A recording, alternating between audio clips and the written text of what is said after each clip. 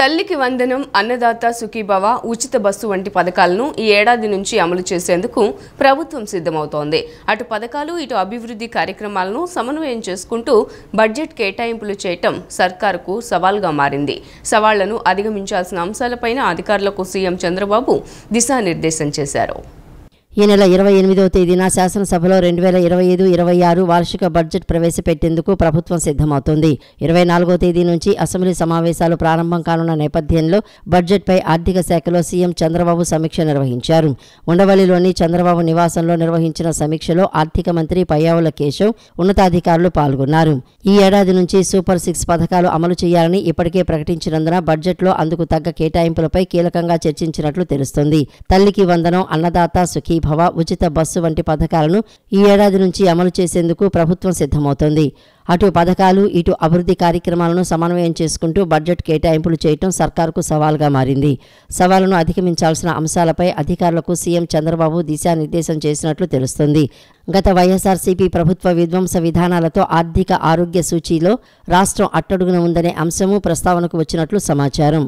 జగన్ ప్రభుత్వం గత 5 ఏళ్లలో భవిష్యత్తు ఆదాయాలను కూడా వాడేయడం వల్లే ప్రతికూల పరిస్థితులు ఏర్పడ్డాయనే అభిప్రాయానికి సీఎం వచ్చారు.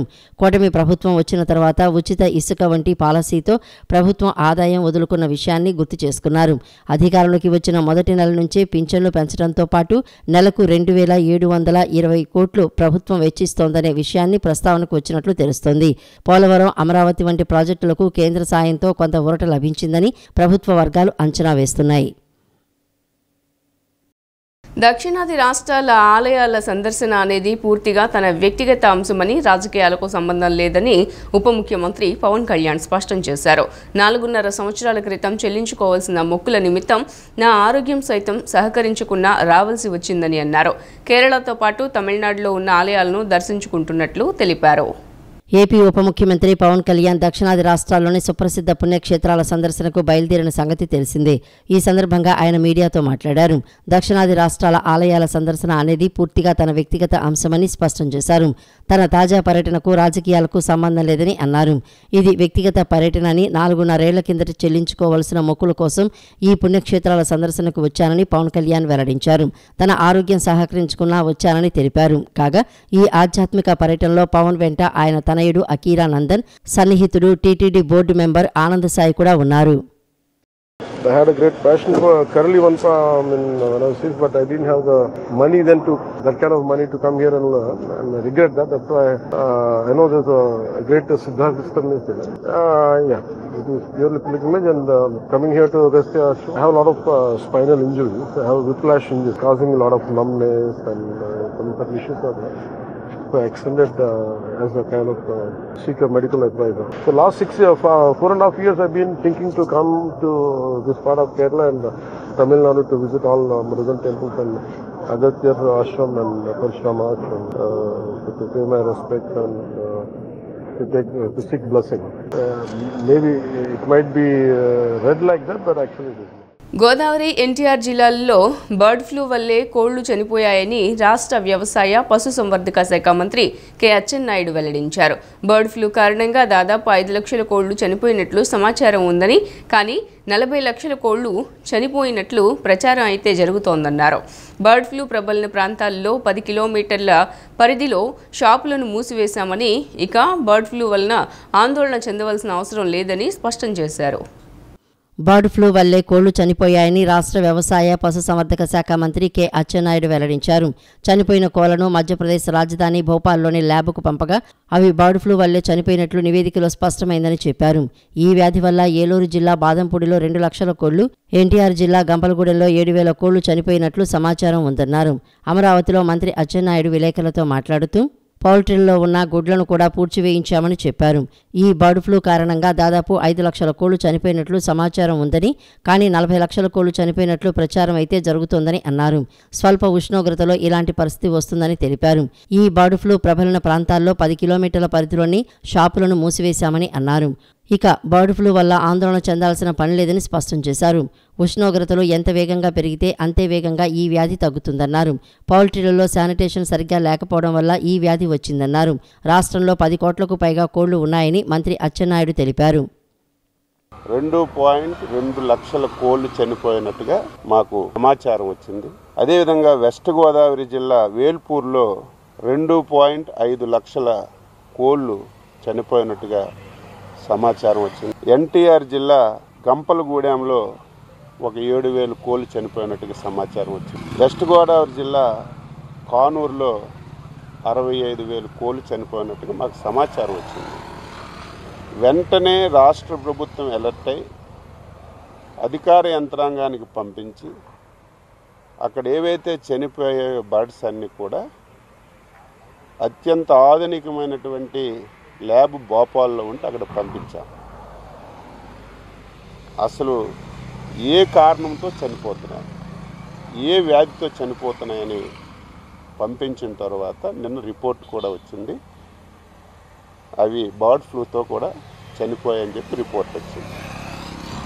వెంటనే డిపార్ట్మెంట్కి అలర్ట్ చేసి మళ్ళీ ఈ పౌల్ట్రీల్లో ఇంకేమైనా మిగిలిన్నాయా అని చెప్పి పంపిస్తే 14,000 కోళ్ళు ఇంక మిగిలింటే ఒక 340 గుడ్లు ఈ 4 పౌల్ట్రీస్లో ఉంటే అవన్నీ తీసి మనమే చంపి పోర్చడం జరిగింది. కూటమి ప్రభుత్వంపై అసూయతో పథకాలపైన దుష్ప్రచారం చేస్తున్నారని రాష్ట్ర సమాచార శాఖ మంత్రి కొలుసు పార్థసారథి తీవ్ర ఆగ్రహం వ్యక్తం చేశారు. కొందరు కావాలనే ఇళ్ల లబ్ధిదారులకు అన్యాయం జరిగిందని దుష్ప్రచారం చేస్తున్నారని దుయ్యబట్టారు. గత ప్రభుత్వమే పీఎం ఆవాజ్ యోజన కింద లబ్ధిదారుల సంఖ్య సగానికి తగ్గించిందని విమర్శించారు. అప్పుడు మిగిలిన వారికే 2024 ఏప్రిల్ తర్వాత ఇళ్లు మంజూరయ్యాయని వెల్లడించారు.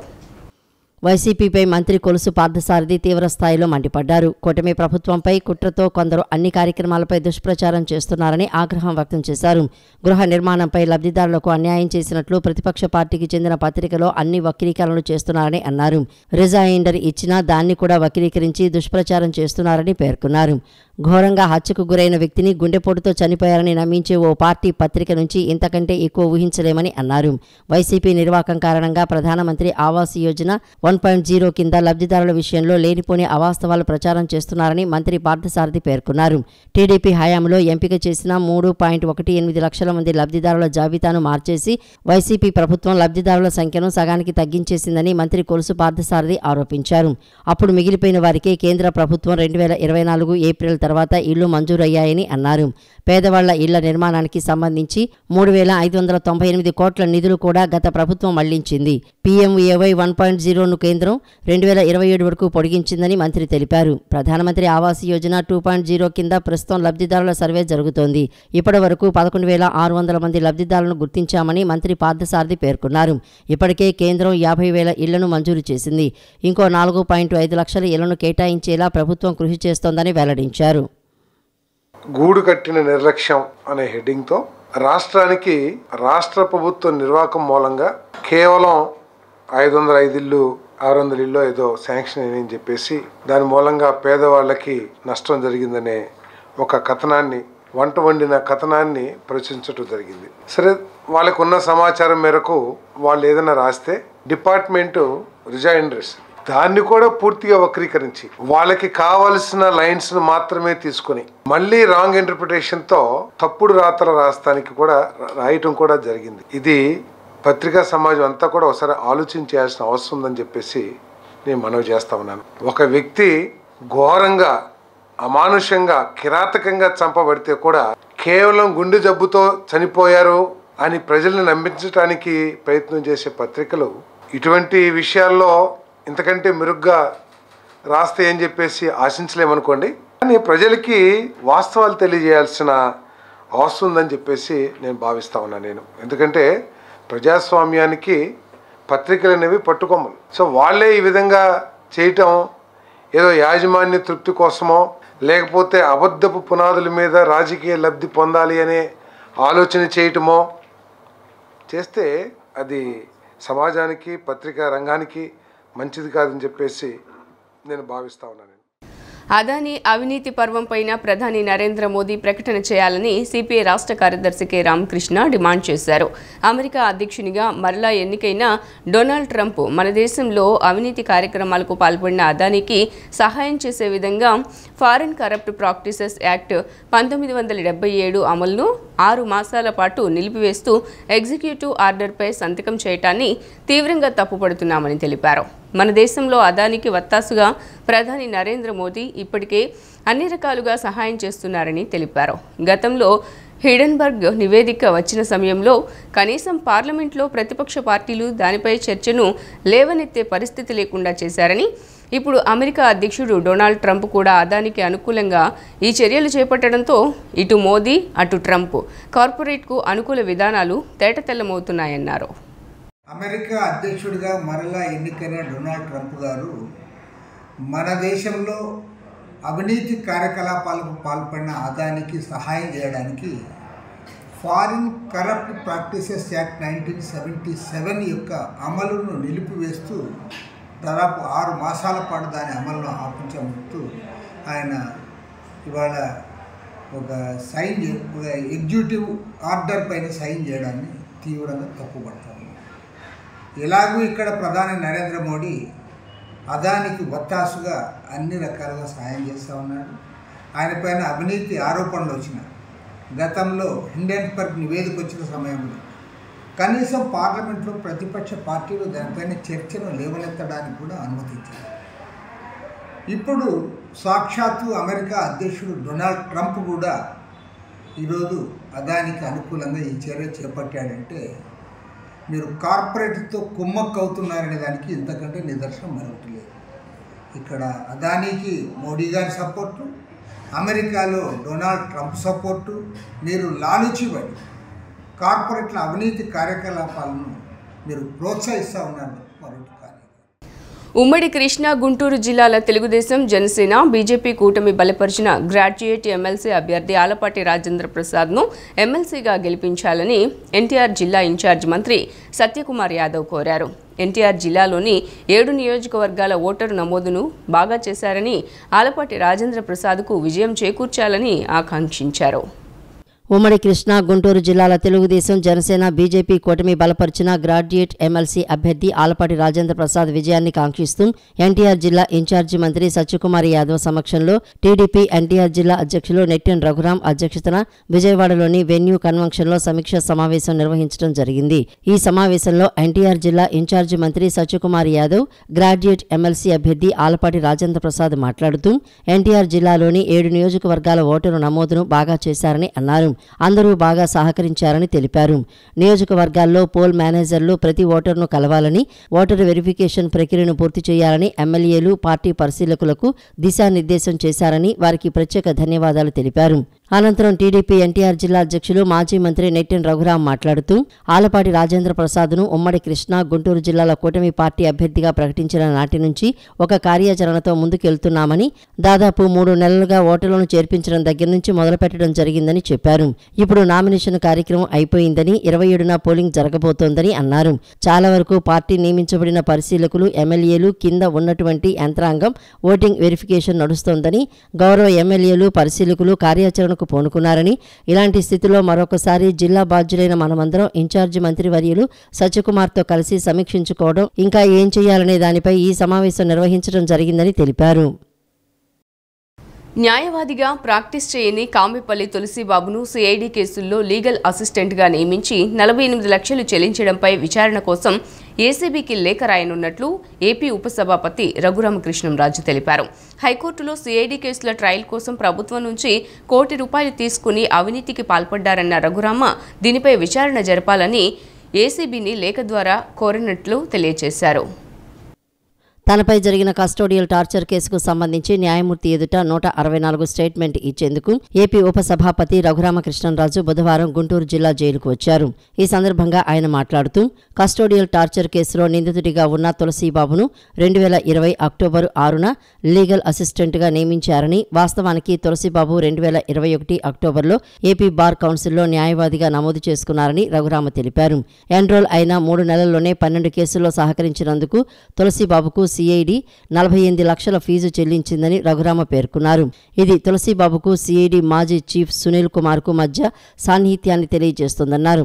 హైకోర్టులోని 12 సిఐడి కేసుల ట్రయల్ కోసం నియమిస్తున్నట్లు పేర్కొన్నారని, వాస్తవానికి సిఐడి క్రిమినల్ కేసుల విషయంలో హైకోర్టులో ట్రయల్ ఉండదని అన్నారు. హైకోర్టులో సిఐడి కేసుల ట్రయల్ కోసం ప్రభుత్వం నుంచి ₹1 కోటి తీసుకుని అవినీతికి పాల్పడ్డారన్న రఘురామ దీనిపై విచారణ జరపాలని ఏసీబీని లేఖ ద్వారా కోరనున్నట్లు తెలియజేశారు. కస్టోడియల్ టార్చర్ మే 14 రాత్రి ఇదే గుంటూరులో, ఇక్కడికి కొత్తపేట దూరం ఉంటుందా సిఐడి వాళ్ళ ఆఫీసు, సో అక్కడ ఆ రోజు నన్ను ఎలాగ కొట్టిన విధానం పెట్టిదనినా అనేది 164 స్టేట్మెంట్ ఒకటి వచ్చా. అది ముఖ్యంగా పర్పస్ అది. తర్వాత మరి నిన్న ఏపీ హైకోర్టులో తులసిబాబు బెయిల్ గురించి, లేదంటే మొన్న విజయ్ పాల్ లోవర్ కోర్టులో, జిల్లా కోర్టులో ఆయన బెయిల్ పిటిషన్ కూడా విచారణకు వచ్చింది. అప్పుడు ఒక తెలిసిన కొత్త విషయం ఏంటంటే సునీల్ కుమార్ అండ్ తులసిబాబు వీరి అనుబంధం, దాని గురించి చాలా స్పష్టంగా ఒక కొత్త విషయం బయటకు వచ్చింది. అది తులసిబాబుది 2026 అక్టోబర్, అంటే 6/10/2020లో ఈయనకి ఒక ఇద్దరు ప్రముఖ న్యాయవాదులు అవసరం వచ్చింది. ఆయన తులసిబాబుని ఇంకొక కిరణ్ అనే ఇంకో అతన్ని లీగల్ అసిస్టెంట్స్ అని చెప్పి ఒక పేరు పెట్టి తీసుకున్నారు. తీసుకున్న తర్వాత తెలిసింది ఏంటంటే ఈ తులసిబాబు అన్న అతనికి అసలు ఈ అడ్వకేట్ కాదు, లా చదువుకున్నంత మాత్రాన అడ్వకేట్ ఎవరు. సో అంచేత అడ్వకేట్ కానీ తులసిబాబుని తీసుకున్నందుకు సో అతన్ని ఎన్రోల్ చేయించారు. ఇప్పుడు 2021 నా కస్టడీ టార్చర్ అన్ని అయ్యాక 2021 అక్టోబర్ లో ఇక్కడ బార్ కౌన్సిల్ ఎన్రోల్ చేయించారు. బట్ ప్రాక్టీస్ చేయాలంటే ఆల్ ఇండియా బార్ ఎగ్జామ్ ఒకటి రాయాలి, ఏబిఎం అని. ఆ ఎగ్జామ్ రాయాల. రాయలసీమ కరువు ప్రాంత సస్యశ్యామలం చేయటమే కూటమి ప్రభుత్వ లక్ష్యమని మంత్రి సవిత పేర్కొన్నారు. విజన్ లీడర్ ముఖ్యమంత్రి చంద్రబాబు నాయుడు అని, సారథ్యంలో ఈ ప్రభుత్వం ఎన్నో సంక్షేమ కార్యక్రమాలు అమలు చేస్తుందన్నారు. 2019లో అధికారంలోకి వచ్చిన జగన్ ప్రాజెక్టులను గాలికి వదిలేశారని, తట్టా మట్టి కూడా వేయలేదని విమర్శించారు. రాయలసీమ రాళ్లసీమగా మారిన కరువు ప్రాంతం సస్యశ్యామలం చేయటమే రాష్ట్ర ప్రభుత్వ లక్ష్యమని రాష్ట్ర చేనేత శాఖ మంత్రి సవిత పేర్కొన్నారు. నిన్న గొల్లపల్లి రిజర్వాయర్కు ఆమె గంగ పూజ చేశారు. ఈ సందర్భంగా పత్రికా సమావేశంలో మంత్రివర్యులు మాట్లాడుతూ ఈ రిజర్వాయర్ ద్వారా సాగునీరు, తాగునీరు అందించడానికి వీలుగా కృషి చేయడం జరుగుతుందని, రాష్ట్ర ముఖ్యమంత్రి నారా చంద్రబాబు నాయుడు సారథ్యంలో ఈ ప్రభుత్వం ఎన్నో సంక్షేమ కార్యక్రమాలు అమలు చేయడం జరుగుతుందని అన్నారు. ప్రతి నెల పెన్షన్ 1వ తేదీన ₹4,000 అందజేస్తున్నామని, దేశంలోనే ఏ రాష్ట్రంలో ఇది అమలు చేయలేదని తెలిపారు. 1వ తేదీన ఆదివారం వస్తే లేదా అంతకు ముందు రోజే ఎన్టీఆర్ భరోసా ద్వారా వివిధ సామాజిక భద్రతా పెన్షన్లు అందజేయడం జరుగుతోందని తెలిపారు. త్వరలో తల్లికి వందనం పథకం, మహిళలకు ఉచిత బస్సు, రైతు భరోసా, మిగతా సంక్షేమ పథకాలు తెలుగుదేశం ప్రభుత్వం అందించడం జరుగుతుందని మంత్రి సవిత ఈ సందర్భంగా పేర్కొన్నారు. ముఖ్యమంత్రి తొలి సంతకం మెగా డిఎస్సీపై పెట్టడం జరిగిందని, త్వరలో మెగా డిఎస్సీతో లక్షల మంది నిరుద్యోగ యువతకు ఉపాధి లభిస్తుందని అన్నారు. ఎన్నికల మేనిఫెస్టోలో ఇచ్చిన హామీలను దశలవారీగా అమలు చేయడం జరుగుతోందని తెలిపారు. హెచ్ఎన్ఎస్ఎస్ కాలువలను వెడల్పు చేయడానికి సుమారు ₹3,650 కోట్ల నిధులతో పనులకు శ్రీకారం చుట్టడం జరుగుతోందని తెలిపారు. చెరువులకు గండ్లు పట్టాయి, ఆ గండ్లు కూడా పని చేయకపోవడంతో ఎక్కడ గండ్లు అక్కడ పడిపోయి ఆ మరమ్మతులు కూడా ఇరిగేషన్ హెచ్ఎన్ఎస్ ద్వారా మాట్లాడి ఆ పనులు కూడా పూర్తి చేపించి ఈ రోజు చెరువులకు నీళ్లు వదులుతున్నామన్న విషయాన్ని కూడా మీకు తెలియజేస్తూ, దగ్గరలోనే అన్ని చెరువులకు నీళ్లు ఇస్తాం. ఇరిగేషన్ ప్రాజెక్టులు కావచ్చు, పరిశ్రమలు కావచ్చు, రాష్ట్ర అభివృద్ధిలో పరుగులు పెడుతున్న విషయాన్ని కూడా మీకు తెలియజేస్తూ, అదే విధంగా మాన్యశ్రీ ముఖ్యమంత్రి చంద్రబాబు నాయుడు గారు పోలవరం నుంచి బనకచెర్లకు డ్యామ్ కూడా అక్కడ ఇచ్చి రాయలసీమని సస్యశ్యామలం చేయాలనేది ముఖ్యమంత్రి గారి ఆకాంక్ష అన్న విషయం కూడా తెలియజేస్తూ, అహర్నిశలు ఈ రాష్ట్రం కోసం ఒక కొత్త కేంద్రంతో మాట్లాడి నరేంద్ర మోడీ గారి ఆశీర్వాదంతో మరి చంద్రబాబు నాయుడు గారు, పవన్ కళ్యాణ్ గారు, నారా లోకేష్ గారు ఈ రోజు రాష్ట్రాన్ని అభివృద్ధి బాటలో పరుగులు పెడుతున్న విషయాన్ని కూడా మేము తెలియజేస్తున్నాం. ఇటీవల మాజీ ముఖ్యమంత్రి జగన్మోహన్ రెడ్డి సమావేశం ఏర్పాటు చేసిన నాయకులు 2.0 అనేసి ఒక కార్యక్రమాన్ని పెట్టి 2.0 లేదు, 3.0 లేదండి, ఏంటండి రాసి పెట్టుకోండి, మన కింద ఎవరైనా దాడులు చేస్తే ఇంకా జగన్మోహన్ రెడ్డి గారికి లండన్ కి వెళ్లి ట్రీట్మెంట్ తీసుకున్నట్టున్నారు. అంటే ఇంకా దాన్ని ఏమంటారు, ఆ భ్రమలో నుంచి ఇంకా అంటే ఏదో వచ్చేస్తుంది, నా ఇంటికి పీకలేరు, నేను 175 రాసుకోండి అని చెప్పి ప్రజలు దానికి తగ్గట్టుగా బుద్ధి చెప్పారు. నిత్యం ఇంటి వద్దనే వ్యర్థాల సేకరణ కార్యక్రమం తప్పనిసరిగా జరగాలని విజయవాడ మున్సిపల్ కమిషనర్ ధ్యాన్ చంద్ర అధికారులను ఆదేశించారు. సేకరించిన వ్యర్థాల నిర్వహణ ఖచ్చితంగా జరగాలని సూచించారు. ఉదయాన్నే విజయవాడ సెంట్రల్ నియోజకవర్గంలోని పలు ప్రాంతాల్లో పర్యటించిన కమిషనర్ మున్సిపల్ అధికారులకు, సిబ్బందికి పలు సూచనలు, ఆదేశాలు జారీ చేశారు. సేకరించిన వ్యర్థాల నిర్వహణ సక్రమంగా జరగాలని విజయవాడ నగరపాలక సంస్థ కమిషనర్ ధ్యానచంద్ర అధికారులకు స్పష్టం చేశారు. సెంట్రల్ నియోజకవర్గంలోని పలు ప్రాంతాల్లో ధ్యానచంద్ర పర్యటించారు. తన పర్యటనలో భాగంగా బుధవారం ఉదయాన్నే Eluru road, Kothavantena junction, Samamurthy road, Ajay Singh Nagar, garbage transfer station ప్రాంతాల్లో పర్యటించి క్షేత్రస్థాయిలో పారిశుధ్య నిర్వహణను కమిషనర్ పరిశీలించారు. ఈ సందర్భంగా కమిషనర్ మాట్లాడుతూ నిత్యం ఇంటి వద్దనే వ్యర్థాల సేకరణ ఖచ్చితంగా జరగాలని ఆదేశించారు. అక్కడ ఉన్న ఎంఆర్ఎఫ్ ప్లాంట్ పనితీరును ఆయన పరిశీలించి అధికారులను వివరాలు అడిగి తెలుసుకున్నారు. వ్యర్థ నిర్వహణలో ఎటువంటి లోపం ఉండకూడదని, సేకరించిన వ్యర్థాలను క్రమం తప్పకుండా గార్బేజ్ ట్రాన్స్ఫర్ స్టేషన్లో సక్రమంగా వ్యర్థ నిర్వహణ జరగాలని ఆయన పేర్కొన్నారు. వ్యర్థాల నుండి ఎరువులు తయారు చేసే ప్రక్రియ నిరంతరం జరగాలన్నారు. అలాగే పూల వ్యర్థాల నుండి అగరబత్తులు చేసే ప్రక్రియతో పాటు కొబ్బరి బొండాల వ్యర్థాల నుండి కొబ్బరి పీచు, దాని ఉత్పత్తుల తయారీ ప్రక్రియ నిత్యం జరుగుతూ ఉండాలని కమిషనర్ అధికారులను ఆదేశించారు. పర్యటనలో chief city planner Prasad, incharge chief medical health officer doctor Suresh Babu, sanitary engineering అధికారులు తదితరులు పాల్గొన్నారు. గిరిజన హక్కులు కాపాడడానికి కూటమి ప్రభుత్వం కట్టుబడి ఉందని ట్రైకార్ చైర్మన్ బోరంగం శ్రీనివాసులు తెలిపారు. మంగళగిరిలోని తెలుగుదేశం పార్టీ కేంద్ర కార్యాలయంలో జరిగిన విలేకరుల సమావేశంలో ఆయన మాట్లాడుతూ 1/70 చట్టం గురించి ఆదివాసీలు అపోహలు పెట్టుకోవద్దని, జీవో 3ని అమలు చేసేందుకు కూటమి ప్రభుత్వం కట్టుబడి ఉందని స్పష్టం చేశారు. కూటమి ప్రభుత్వం గిరిజన సంక్షేమం, వారి అభివృద్ధికి కృషి చేస్తోందన్నారు. ఎన్టీఆర్ 1985లో జీవో 275 ఇచ్చి గిరిజనుల హక్కులు కల్పించి వాటి సంరక్షణకు కృషి చేసిందని, ఎన్టీఆర్ ఆశయాలకు అనుగుణంగా చంద్రబాబు 2000 సంవత్సరంలో జీవో 3ను తెచ్చి వారిలో మనోధైర్యాన్ని నింపారని గుర్తు చేశారు. వైసీపీ ప్రభుత్వం జీవో 3ను రద్దు చేస్తే కనీసం రివ్యూ పిటిషన్ కూడా వేయకపోవటం శోచనీయమన్నారు. ఇచ్చిన హామీ మేరకు జీవో 3ని అమలు చేసేందుకు కూటమి ప్రభుత్వం కట్టుబడి ఉందన్నారు. గిరిజన నాయకుడు దారు నాయక్ మాట్లాడుతూ ఆదివాసీల కోసం పనిచేసే కూటమి ప్రభుత్వంపై జగన్ రెడ్డి తాడేపల్లి ప్యాలెస్లో కూర్చుని బురద చల్లుతున్నారని మండిపడ్డారు. గిరిజనులందరూ అభివృద్ధి చెందారంటే ఒక్క తెలుగుదేశం ప్రభుత్వంలోనే జరిగింది అభివృద్ధి. ఆ గిరిజనుల అభివృద్ధి కోసం అన్ని రకాలుగా ఏం చేస్తే వాళ్ళ జీవన స్థితిగతులు బాగుంటాయి ఏదైనా ఆలోచించే వ్యక్తి ఒక్క చంద్రబాబు నాయుడు గారు మాత్రమే.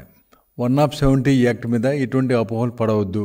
గిరిజన సోదరులందరూ మీ అందరూ కూడా అర్థం చేసుకుని తెలుగుదేశం ప్రభుత్వం, కూటమి ప్రభుత్వం ఈ రకంగా ముందుకు వెళ్తుంది.